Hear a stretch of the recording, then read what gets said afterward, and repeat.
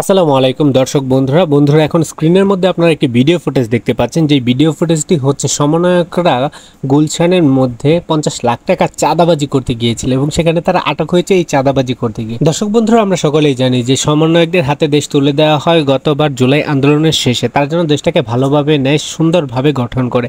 কিন্তু সেই সমন্বয়করাই এখন একের পর এক বিভিন্নভাবে চাঁদাবাজি তাদের ভাইরাল হয়ে যাচ্ছে, বিভিন্নভাবে তারা আটক হচ্ছে। দর্শক বন্ধুরা, তাহলে এই দেশ কাদের হাতে নিরাপদ? দর্শক বন্ধুরা, এখানে আবার এই সমন্বয়কদের এরকম ব্যবহারে এনসিপির এক নেতা উমামা ফাতেমা একটি পোস্ট করেছে, যেখানে তিনি লিখেছেন, বৈষম্য বিরোধী ছাত্র আন্দোলনের সাথে সম্পৃক্ত 5 জনের চাঁদাবাজি খবর শুনে আমার পরিচিত ব্যক্তিবর্গ এতটাই আশ্চর্যজনিত হওয়ার অভিনয় করছে যে আমার মনে হচ্ছে আমি সবথেকে কম আশ্চর্য হয়েছি। এই ছেলেগুলো তো নেতাদের পেছনে প্রোটোকল দিতে দেখা গেছে এতদিন যাবৎ। সচিবালয় থেকে শুরু করে মিটিং মিছিল মারামারি সব জায়গাতেই সমন্বয়কদের ডান হাত বাম হাত হিসেবে নিবৃঙ্গের প্রোটোকল দিয়ে গেছে। গুলশান বনানী গ্যাং কালচারের অজস্র অভিযোগ অভ্যন্তরীণভাবে তাদের বিরুদ্ধে ছিল। এই ছবির রিয়াদ নামের ছেলেটা গত ডিসেম্বর মাসে রূপান্তর টাওয়ারে আমার সামনে অত্যন্ত উচ্ছৃঙ্খল আচরণ করেছিল। আমরা মেয়েরা তাকে থামানোর চেষ্টা করলে আমাদের উপর পাল্টা চড়াও হয়। ওই ঘটনার পর ছেলেটার ব্যাপারে খোঁজ নিয়ে জানতে পারি ইতিমধ্যে তার বিরুদ্ধে হুমকি, মারামারি ও চাঁদাবাজির অভিযোগ আছে। আমি জেনে তখন মোটেও অবাক হইনি, কারণ ততদিনে বৈষম্য বিরোধী এই ধরনের মানুষজনের আনাগোনা সর্বত্রই টের পাওয়া যেত। ঠিক তারা রূপান্তর টাওয়ারের অবাধে আসা যাওয়া করত। কারো দুর্নীতি বা অসত্যতার ব্যাপারে অভিযোগ জানালেই উত্তরে প্রিন্ট ড্রপ সাইলেন্স উপহার পেতে হবে।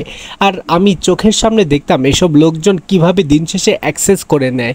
আজকে এত মাস পরে এই প্ল্যাটফর্মের দিকে তাকানোর ভাষা আমি খুঁজে পাই না। কেন যেভাবে যে পেরেছে এই প্ল্যাটফর্মকে নষ্ট করেছে। আজকে এই চাঁদাবাজির খবর দেখে আশপাশে সবাই এত অবাক হওয়ার ভান করছে, বিষয়টা কিছুটা হাস্যকর বটে।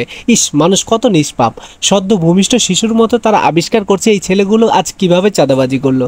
অত্যন্ত দুঃখিত বন্ধুরা, বলতে হবে এই প্রথম কোনো চাঁদাবাজি করতে গিয়ে তারা পুলিশের হাতে ধরা খেলো। ঠিকমতো খোঁজ নিলে বুঝবেন এদের শেকড় অনেক গভীরে। প্রিয় দর্শক বন্ধুরা, উমামা ফাতেমার এরকম পোস্টের মানে কি বলতে চাচ্ছেন তিনি, এবং তাদের এই চাঁদাবাজির দখলের উপর তারা যে চাঁদাবাজি করতে গেছিল এই ভিডিও ফুটেজ ভাইরাল হওয়ার পর গণমাধ্যমগুলো কি প্রকাশ করছে, চলুন একটি আমরা গুরুত্বপূর্ণ ভিডিও ফুটেজ দেখে আসি।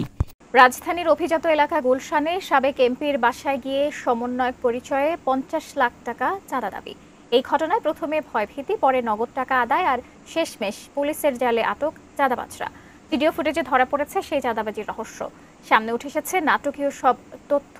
কিভাবে ধরা পড়লো চাঁদাবাজির এই চক্র, বিস্তারিত জানাচ্ছেন ইশতিয়াক হোসেন।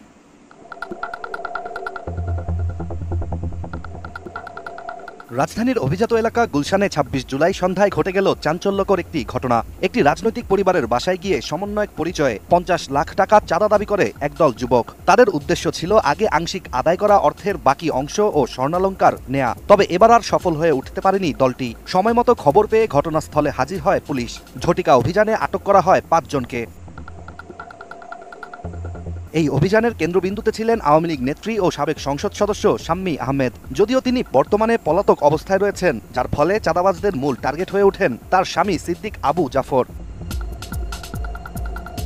গুলশান থানার ওসি হাফিজুর রহমান ২৬ জুলাই রাতেই গণমাধ্যমকে নিশ্চিত করেন অভিযুক্তরা নিজেদের বিভিন্ন ছাত্র সংগঠনের নেতা এবং সমন্বয়ক পরিচয়ে প্রথমে ১৭ জুলাই ওই বাসায় যান। তখন সিদ্দিক সাহেবকে ভয়ভীতি দেখিয়ে 50 লাখ টাকা চাঁদা দাবি করে চক্রটি। এক পর্যায়ে তিনি তাদের হাতে 10 লাখ টাকাও তুলে দেন। তবে এখানেই শেষ হয়নি নাটকীয়তা। পরবর্তীতে ১৯ জুলাই রাতে আবারও সিদ্দিকের বাসায় হাজির হয় সেই চক্র। তখনই সন্দেহ দানা বাঁধে সিদ্দিক সাহেবের মনে। শেষমেশ ২৬ জুলাই বিকেলেও তৃতীয়বারের মতো বাসার সামনে আসে যুবকদের সেই দলটি। এবার আর দেরি করেননি সাবেক এমপির স্বামী সিদ্দিক জাফর। দারোয়ানের মাধ্যমে দ্রুত পুলিশে খবর পাঠান তিনি। স্থানীয় একাধিক গণমাধ্যমের তথ্য অনুযায়ী সেই খবরের ভিত্তিতেই ২৬ জুলাই সন্ধ্যায় গুলশান ৮৩ নম্বর রোডে একটি নিঃশব্দ অভিযান চালায় গুলশান থানা পুলিশ, যাতে গ্রেপ্তার হয় ৫ জন। গ্রেপ্তারকৃতদের মধ্যে রয়েছেন ইব্রাহিম হোসেন মুন্না, যিনি বৈষম্য বিরোধী ছাত্র আন্দোলন ঢাকা মহানগরের আহ্বায়ক, ও একই সংগঠনের সদস্য মোহাম্মদ সাকাদাউন সিয়াম। এছাড়া আরও রয়েছেন সাদমান সাদাফ, মোহাম্মদ আমিনুল ইসলাম, আব্দুর রাজ্জাক বিন সুলাইমান রিয়াদ। এদিকে পুলিশ সূত্রে জানা গেছে, গ্রেপ্তারকৃতদের বিরুদ্ধে জিম্মি করে অর্থ আদায়, ভয়ভীতি প্রদর্শন ও সংঘবদ্ধ চাঁদাবাজির অভিযোগ আনা হয়েছে। এছাড়া তাদের সাথে আরও ১০ থেকে ১২ জন জড়িত থাকার অভিযোগও রয়েছে, যাদের শনাক্ত করতে ভিডিও ফুটেজের সহায়তা নেওয়া হচ্ছে। অন্যদিকে প্রথম দফায় অর্থ আদায়ের সময়কার একটি ভিডিও পুলিশের হাতে এসেছে, যেখানে রিয়াদ সহ কয়েকজনকে টাকা নিতে দেখা যায়। ভিডিওর সততাও নিশ্চিত করেছে থানা কর্তৃপক্ষ। বর্তমানে ভুক্তভোগীর লিখিত অভিযোগের ভিত্তিতে মামলার প্রস্তুতি নেওয়া হচ্ছে। তদন্ত শেষে আটককৃতদের আনুষ্ঠানিকভাবে গ্রেপ্তার দেখানো হবে বলেও জানা যায়। এই ঘটনার রেশ থাকতেই সাংগঠনিক সিদ্ধান্ত আসে কেন্দ্রীয় দপ্তর থেকেও। বৈষম্যবিরোধী ছাত্র আন্দোলনের কেন্দ্রীয় দপ্তর থেকে ঘোষণা আসে, সাংগঠনিক নীতিমালা ভঙ্গ এবং অনৈতিক কর্মকাণ্ডে জড়িত থাকার অভিযোগে ইব্রাহিম হোসেন মুন্না ও মোহাম্মদ সিয়াম এবং সাদাফকে স্থায়ীভাবে বহিষ্কার করা হয়েছে। Ishtiaq Hossain, ATN news. প্রিয় দর্শক বন্ধুরা, এতক্ষণ আপনারা সেই ভিডিও ফুটেজের মধ্যে আসলে বুঝতে পারলেন যে কিভাবে তারা চাঁদাবাজি করতে গিয়েছে আর কিভাবে আটক হয়েছে। দর্শক শ্রোতা সব কিছু বুঝতে পারলেও কেন উমামা ফাতেমা হঠাৎ করে এই ধরনের মন্তব্য করলেন যে এদের গভীর শেকড় আরও অনেক বড়, তিনি কাদেরকে উল্লেখ করতে চাচ্ছেন? তাহলে কি উনি এইরকম বোঝাতে চাচ্ছে যে এদের পিছনে আরও বড় বড় ওই দলের নেতাকর্মী যুক্ত, যেমন সার্জিস, নাহিদ, হাসনাত, এদের মতো লোক? দর্শক আপনারা কি মনে করছেন, তাহলে কি সত্যি এরা জড়িত? দর্শক আমাদের মতামত হচ্ছে, আমরা যতটুকু চাই যে এটার বিরুদ্ধে কঠোরভাবে তদন্ত করা হোক এবং যারা এর পেছনে রয়েছে তাদেরকেও সামনে আনা হোক, যা বাংলাদেশের জনগণের সামনে তুলে ধরা হোক। দর্শক এই ভিডিওটা নিয়ে, নিউজটা নিয়ে আপনাদের কি মতামত তা অবশ্যই কমেন্ট বক্সে জানিয়ে যাবেন। পরবর্তীতে এই ধরনের সংবাদ পেতে আমাদের চ্যানেলটিকে সাবস্ক্রাইব করে আমাদের সাথেই থাকুন।